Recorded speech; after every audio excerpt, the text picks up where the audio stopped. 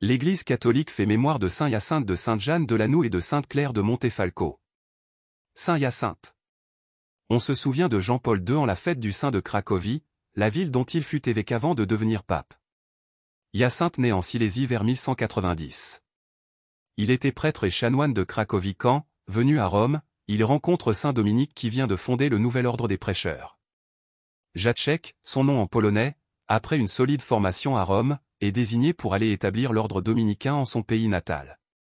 Avec le frère Henri de Moravie, il fonde un premier couvent à Cracovie un an après la mort de saint Dominique. Presque 8 siècles après, ce couvent de Cracovie est rempli d'une centaine de dominicains, pour la plupart des jeunes en formation. Tout au long de la prédication itinérante du frère Hyacinthe, d'autres communautés naissent, ainsi à Kiev et à Gdansk. Il avait une grande réputation de prédicateur, de missionnaire et aussi de thaumaturge, faiseur de miracles. Des témoins oculaires rapportaient à son sujet plusieurs prodiges étonnants comme la traversée de la Vistule, accompagné de son frère dominicain Cesla. Il utilisait son manteau comme embarcation alors qu'il portait l'Eucharistie et une statue de la Vierge Marie. Saint Hyacinthe, après avoir rayonné de Pologne jusqu'en Ukraine, en Prusse, en Lituanie et même dans les Balkans, reviendra terminer son itinéraire terrestre en sa ville natale de Cracovie, en 1257. Sainte Jeanne de Lannou. Née à Saumur en 1666, après une jeunesse dominée par le souci de s'enrichir, Jeanne reçoit la grâce de la conversion lors d'une prédication, elle décide de se mettre au service des pauvres. Rejointe par des compagnes, elle fonde l'Institut des Sœurs de la Providence. Elle termine sa vie, toujours hantée par le souci des pauvres, le 17 août 1736. Plusieurs saintes ont illustré le prénom Jeanne.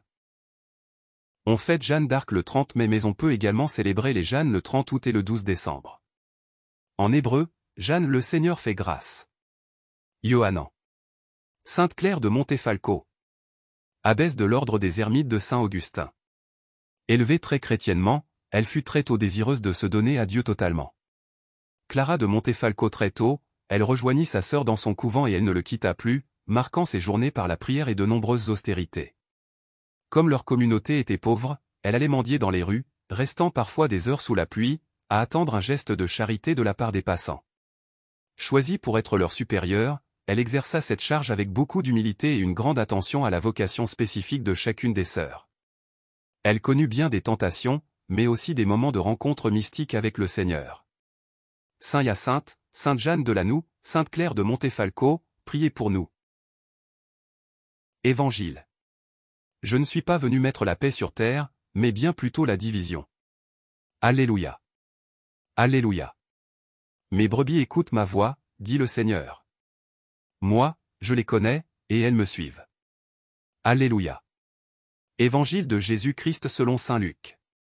En ce temps-là, Jésus disait à ses disciples: Je suis venu apporter un feu sur la terre. Et comme je voudrais qu'il soit déjà allumé, je dois recevoir un baptême. Et quelle angoisse est la mienne jusqu'à ce qu'il soit accompli. Pensez-vous que je sois venu mettre la paix sur la terre? Non, je vous le dis. Mais bien plutôt la division. Car désormais 5 personnes de la même famille seront divisées. 3 contre 2 et 2 contre 3. Ils se diviseront. Le père contre le fils. Et le fils contre le père. La mère contre la fille. Et la fille contre la mère. La belle-mère contre la belle-fille.